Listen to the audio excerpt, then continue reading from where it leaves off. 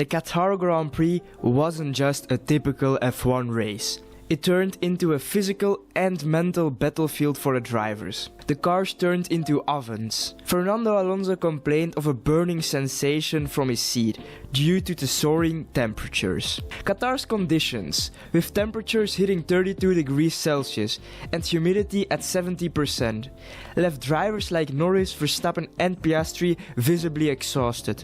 Logan Sargent retired mid-race due to feeling unwell, while others sought medical attention post-race. Ferrari's Charles Leclerc summed it up, calling it the toughest race for every driver in F1. The physical toll was evident, as drivers faced reporters soaked in sweat, towels draped around their necks, and some even delayed their media duties to cool off in ice baths.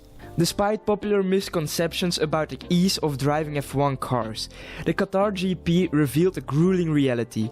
The high heat, even in a night race, proved more challenging than the notorious Singapore Grand Prix. Valtteri Bottas described the cockpit as almost unbearable, equating the feeling to torture. Dehydration became a severe issue, as the cockpit's high temperatures turned water meant for hydration into tea. Drivers like Esteban Ocon endured physical distress, with Ocon even throwing up inside the cockpit. Yet, the dedication and resilience of these athletes were on full display. But why was the Qatar Grand Prix so enduring for the drivers? First off, the ambient temperature played a massive role. Unlike the previous race in Qatar, held in November, this October race brought scorching conditions. With no breeze on race day, the drivers found it even tougher to stay cool, adding to the physical strain. The decision to mandate a 3-stop race, limiting the number of laps per tire stint on safety grounds, had a significant impact. This meant the drivers could push their cars harder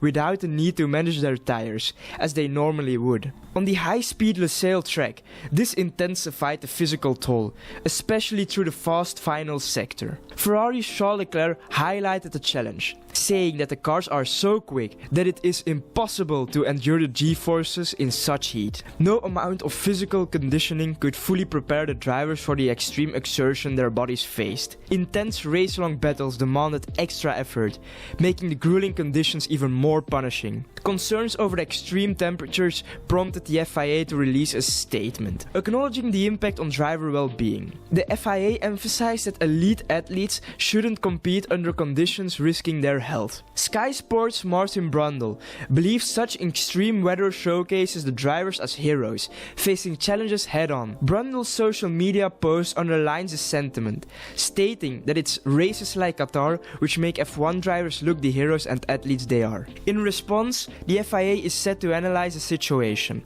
aiming to provide recommendations for future races in extreme weather conditions. Despite the next Qatar Grand Prix being in December, the FIA is taking action now to prevent a repeat scenario.